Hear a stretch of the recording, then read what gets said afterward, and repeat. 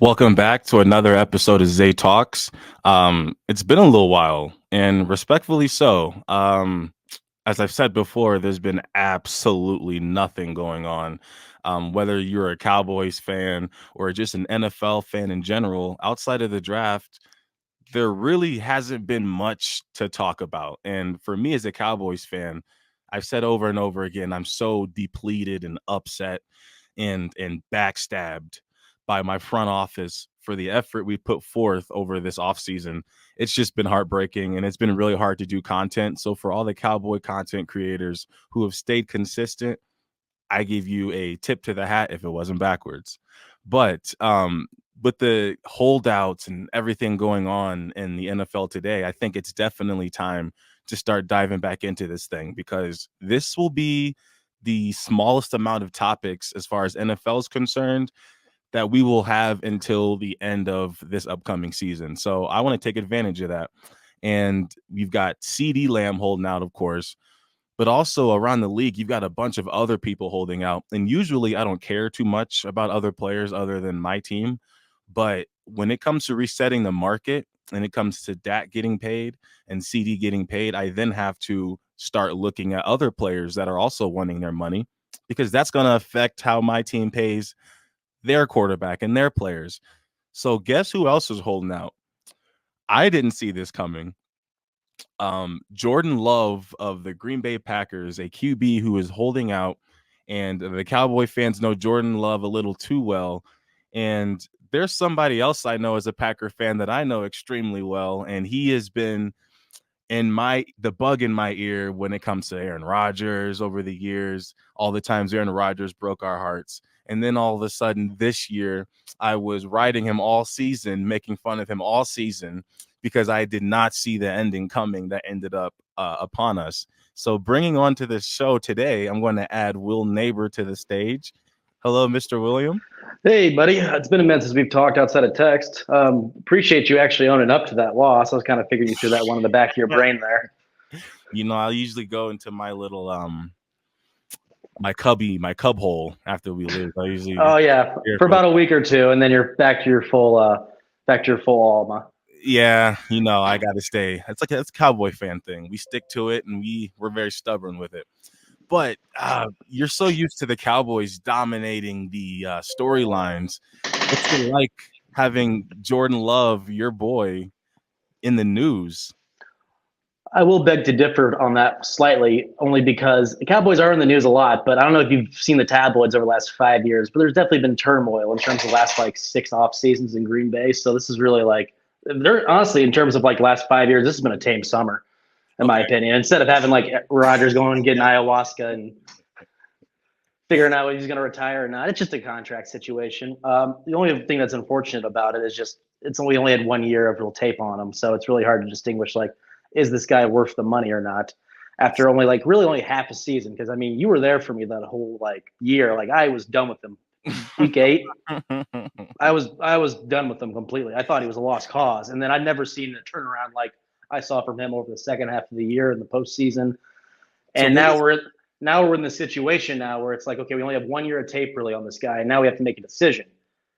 We got to get this guy locked down because Green Bay is not really a town where we can really grab free agents. We need to get the quarterback. We need to lock him down.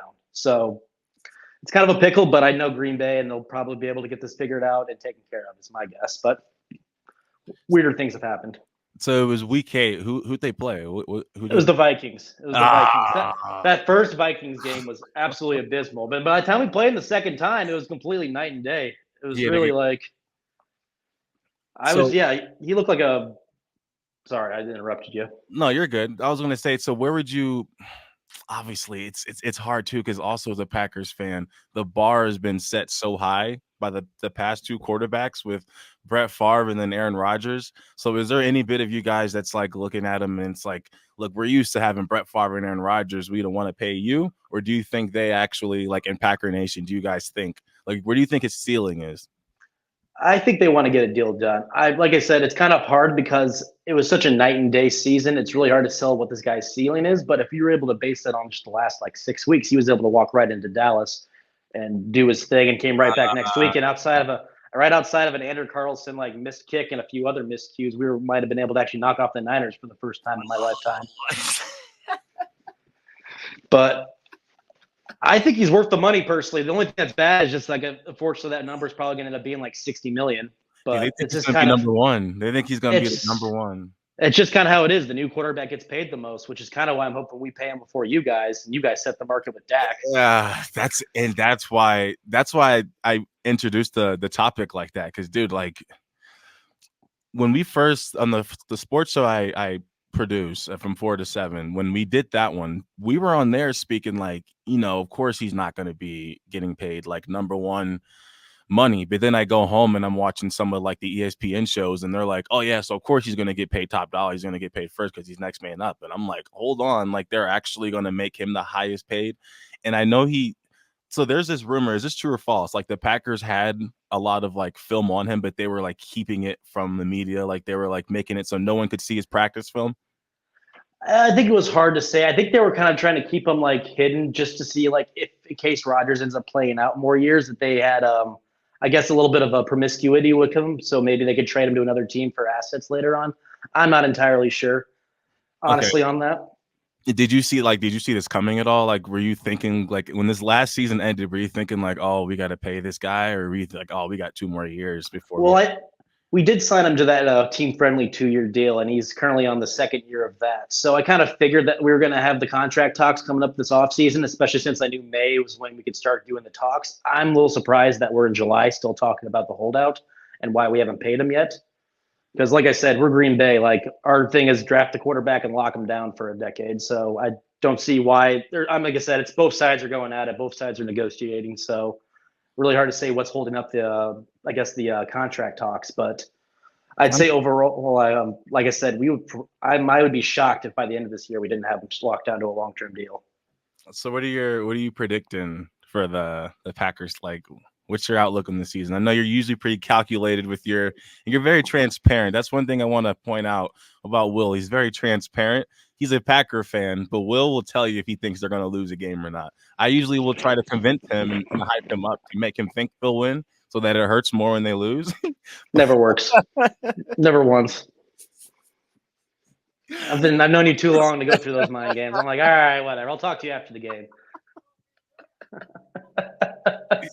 Sheesh, what's your outlook on this upcoming season? What do you think will happen? I think the Lions have the division for 1 more year. They have a lot of young guys, and they're gonna have to pay them soon, but that's not this year. So they're pretty stacked overall. Like their offense is pretty top to bottom amazing, and they got a couple disruptors on the D line. The Packers could get first, but if you really put a gun to my head and told me pick a team, I'd probably pick the Lions. No, you're not buying the Caleb Williams hype. Not this year. It'll come down the road, but like I said, it's a work in progress. I'd say. There's a chance he's the rookie phenom and takes them all the way, but I think the NFC North is too stacked for that to happen. Personally, maybe if he was in a different division, but I just think I honestly think the NFC North is the best top to bottom division in the NFC. Because like even if you look at the Vikings with like JJ McCarthy, which is not a obviously ideal quarterback, they still have Justin Jefferson, a pretty ready-made offense. If you put the right quarterback in, they'd win football games. Yeah, and maybe JJ's that guy, but I'm not entirely sure. I would doubt it. You never know. Probably not. Just like I said, because they're still, like I said, the worst roster of probably the 4 teams in the division. The Bears upgraded. The Packers, everyone's just getting a year older, and the Lions are already established. I never realized that they are. That's a very solid. That's a solid division. Who else would? You're always way better with. It's probably AFC North is probably the best division, I'd say. But that's just I was just saying on terms of the NFC side of things. And then that's Ravens, Bengals, Browns, Steelers. Those you could say 3 teams can make the playoffs from that division on a year-to-year basis. Give me NFC East. I mean, like there's 2 good teams, but then like you have the Commanders that are rebuilding and the Giants that are kind of a tire fire. So that kind of levels out you guys, I feel like, in terms of like best division. Yeah, I remember the days, dude. The NFC East is either like one of the worst divisions or it's one of the best ones.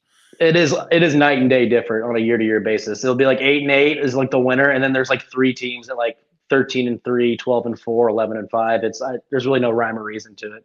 Probably why there's been no repeat winner there in 20 years. Yeah. Oh. Okay, so good for you though.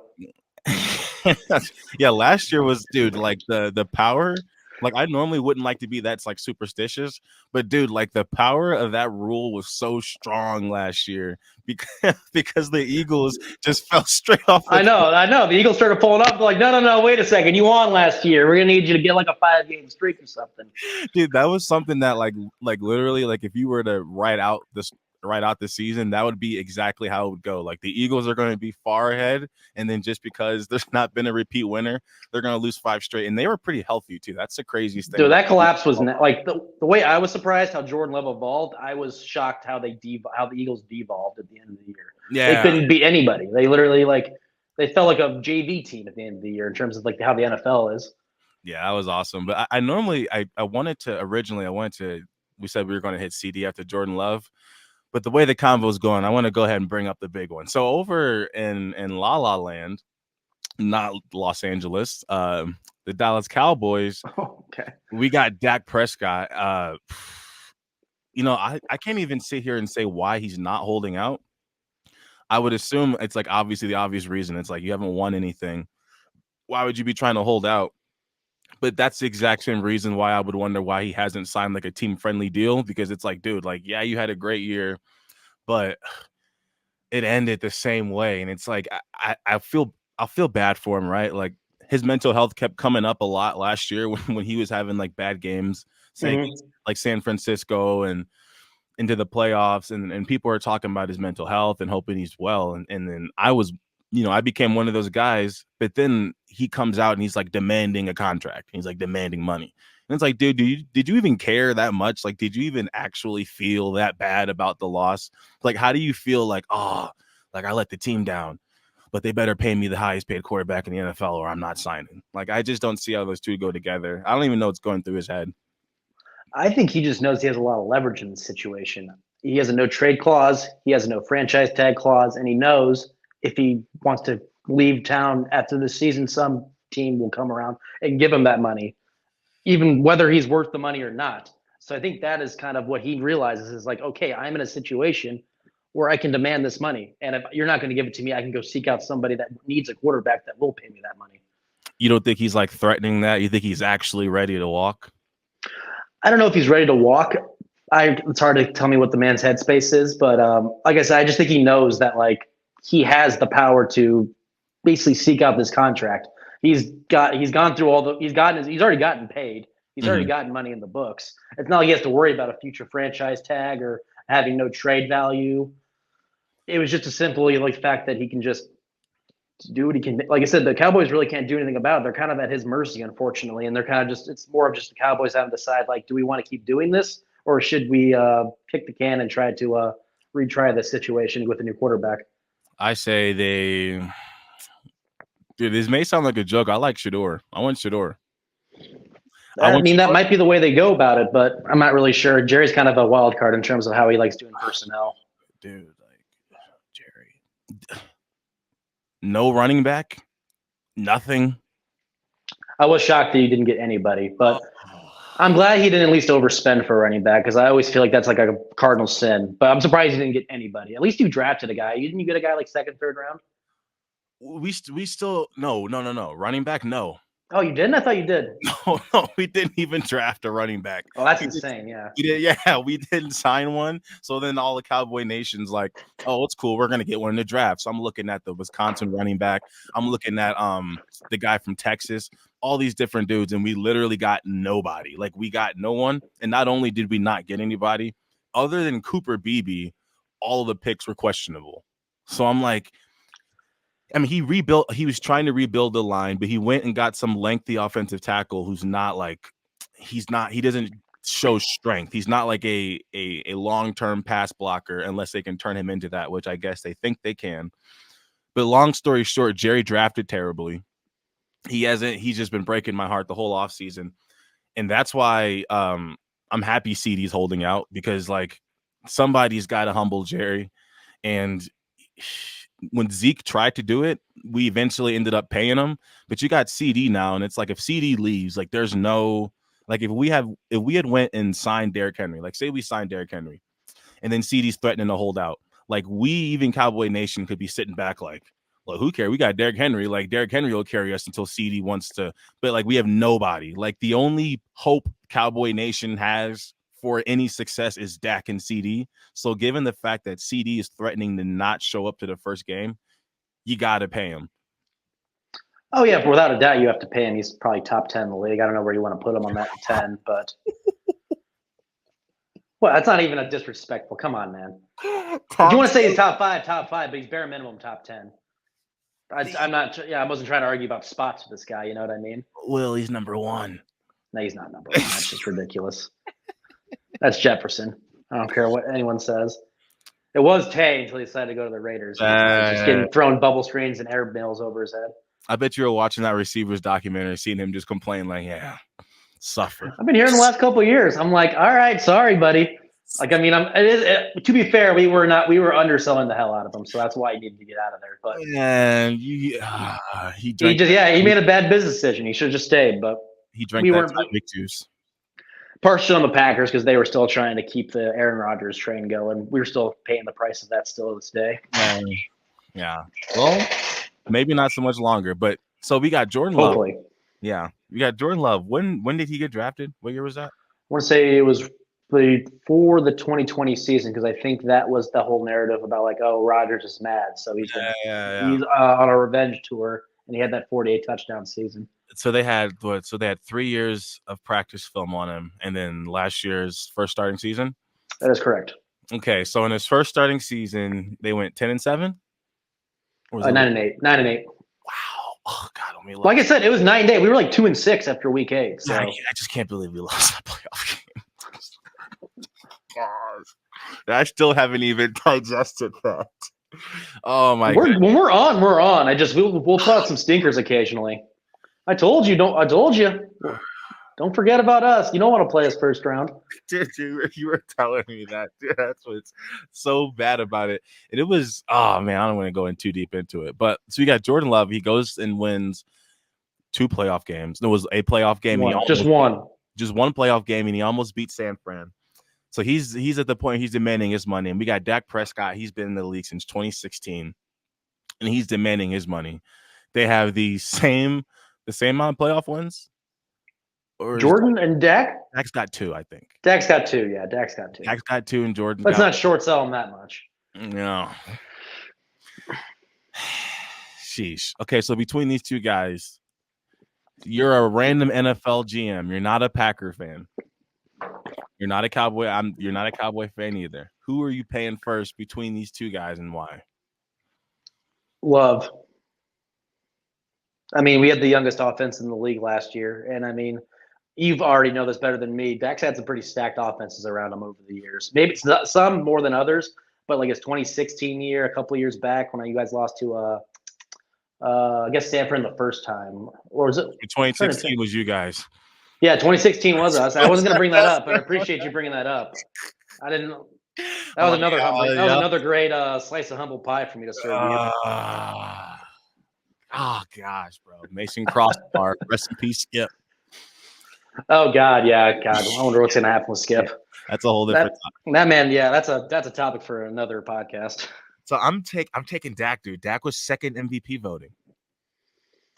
Like I said, like you said, at the end of the day, both deserve to get paid. But like I said, what Love did with just those Rugrats, like they were literally just kids, first, second year guys all across there. Aaron Jones was our veteran. Outside of him, it was literally just a bunch of guys that were younger than me. Talk about Aaron Jones, that he loves us. Gosh, Aaron Jones loves Dallas. He does mark you guys down every year. You guys should have just drafted him, and now you just had that target on your back. And is that what is that a thing? Is he's like mad we didn't draft him? I think he would. What was the name of the school? I think it was University of Texas, San Antonio. I could be wrong on that exactly. I forgot the exact college, but yeah, he was a Cowboy fan growing up, wanted to play for y'all. Then we didn't draft him. Randy Moss does twice. He's 3 touchdowns just twice. He's had like 3 or 4 pretty iconic games versus you guys. So it's a 3. He's had 3. I know the 2 I remember. He had 3 touchdowns. Yeah, the playoff game, and then there were a couple regular season games that I remember he had a pretty good day versus you guys. Sheesh. Yeah, UTEP, whatever. We'll take it. UTEP, close enough. My bad. Yeah, we'll take UTEP for what it is. So you're taking Jordan Love, you're paying him over Dak, and you're putting him number 1 highest paid. Do you think him and Dak are like sitting back? They're probably like, You want to go first? You want to go first? Yeah, that's my guess. Is that's what it is. It's always what that game is. That's why I was kind of mad we didn't do the deal before golf, because then golf set the deal up even more. Every time someone gets paid, just everyone else gets paid a little more. Well, Lawrence. I don't think he reset it though, did he? I think he was pretty close enough at least. The only time I've really ever seen a quarterback get signed and the league was like, all right, we're not doing that again, was the Deshaun Watson thing. Like Lamar was like, oh, I want a full contract too. We're like, yeah, we're not idiots like the Browns. We're not doing that. You think running backs will ever get paid a lot again? If it is, it's not going to be in the near future. Yeah, I think the league's moving away from running games a little bit over the years. Wide receivers are now becoming the new running back in terms of like the importance to the offense. I feel like. Yeah. All right. Like obviously you need a run game, but I'd say overall a pass game is usually what gets you ahead in this league. For sure. Any other things you want to cover? Anything going on you want to ask about? I know we kill off a lot of this team over text, and it's also not been anything going on at all, dude. Oh no, we're in the dog days right now. I've been reading ebooks, honestly, just waiting for the NFL season to come up. You're reading books? Well, listening to books. I do have one book that I bought, but it's just short stories, so I just popped into it. But yeah, I've been listening to ebooks. I've been trying to just pass time, waiting for September to come around. You're always like super interesting, so I feel like I wouldn't be able to guess like what type of thing you're listening to. Oh, it's a lot of Stephen King stuff. Okay, that tracks. You're a Stephen King. Did I tell you what game I'm going to, by the way? No. I'm going to Packers Lions. Oh, yeah, I know. That's gonna be lit. That's gonna be. I know you're going to Lambeau. I know. Yeah, it is Lambeau. I'm not going to Detroit. Drive a Hyundai. They'd steal my car in like 2 seconds. Dude, those cars are getting robbed all over the place. Well, the thing is my car is the year before that thing is, but they still see the Hyundai and they're like, all right, yeah, I'm smashing this guy's window right now. And then like, oh, never mind, I can't get in here, and then he just leaves it, and I got a broken window. That's what happens a lot. Like these cars will just be left there, the windows all shattered, and you just see the whole bottom of the steering column is just stripped off. I'm like, that sucks. It's happened to one of my neighbors twice. Oh, it's terrible. But sheesh. Well, I think that was a very good first episode, especially considering the fact that there's not a lot to talk about. But I'm very interested to see what happens next, like which domino falls first. I'm intrigued too. We'll see what ends up happening. Yes, sir. This was Zay Talks with Mr. William Naber, the Packer insider, we'll call him. You might as well be a Packer insider. Will knows more about the Packers than Packer insiders. I could guarantee he does. Maybe. I maybe need an extra source or two. But yeah. All right, so what me and William are going to do from now on is we're not going to talk about sports off of this platform, so that when we get on here, there's a bunch of juicy things to talk about.